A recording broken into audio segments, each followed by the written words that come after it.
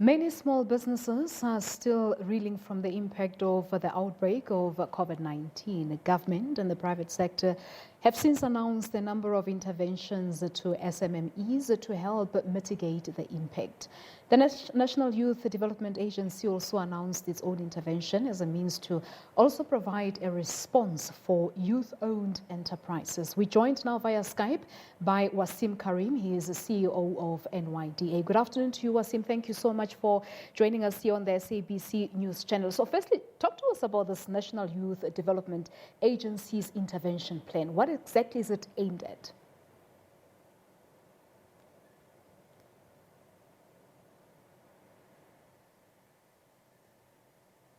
Yeah, thanks very much. So from the NYDA side, we took a decision to establish a micro enterprise relief fund.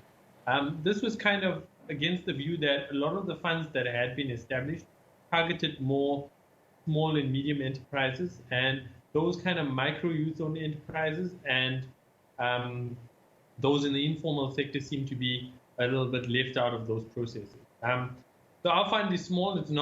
It's probably the smallest fund established thus far, but it targets a very niche community of young entrepreneurs. Also, we are solely focused on those businesses which are owned by young people under the age of 35. All right, but this relief fund is only kept at what, 10,000 rand per business?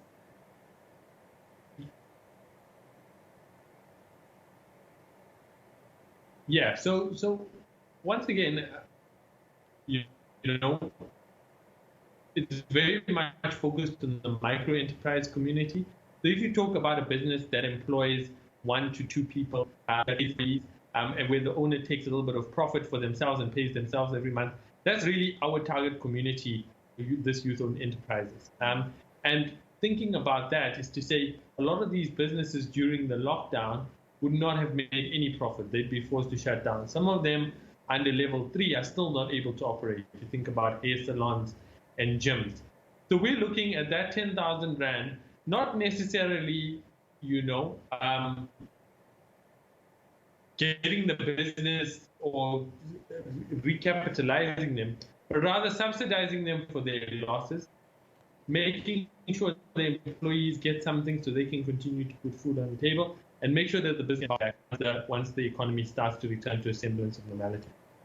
All right, so the closing date for qualifying businesses was on the 30th of May. Talk to us about perhaps the number of applications that you have received and those that you've been able to assist. Yeah, so we've received about 6,000 applications thus far. So there's a considerable amount of applications. We have approved and paid about 320 already. We're working through the other 6,000. Some of them we've had to refer back for additional information. But our intention is by the 15th of June to have everybody that qualifies paid out to see they can use it as far as possible.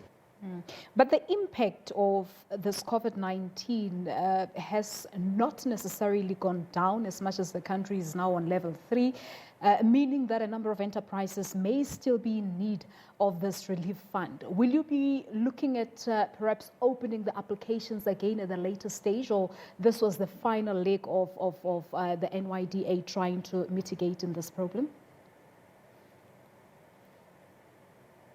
Yeah, I think that's a really good question. So I think we have to always be able to analyze what economic activity looks like in the country. So if we find that there's still a need, we could reprioritize additional money or additional relief. We also have the 1,000 businesses in a 100 days campaign that we were running. It was unfortunately affected by the lockdown, but which we plan to restart and start providing businesses with funding from that campaign.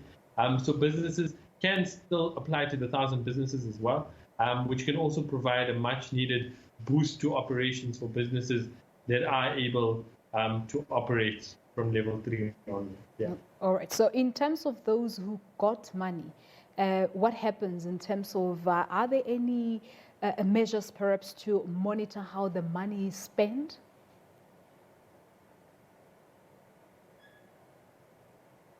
Yeah, very much so. So the businesses are required to then send us proof that they've paid employees which they requested we provide funds for.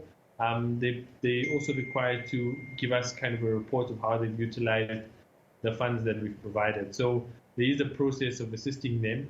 And also, we're keen to know where they're able to take their business from here. So what's the further impacts that they may have suffered, if they've been able to bounce back. And we've seen some wonderful stories of businesses which, even though they're heavily impacted by the lockdown, they're able to pivot their business models. They're now manufacturing masks and manufacturing sanitizers.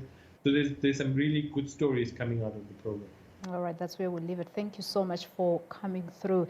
That's Waseem Carrim. He's CEO of the National Youth Development Agency.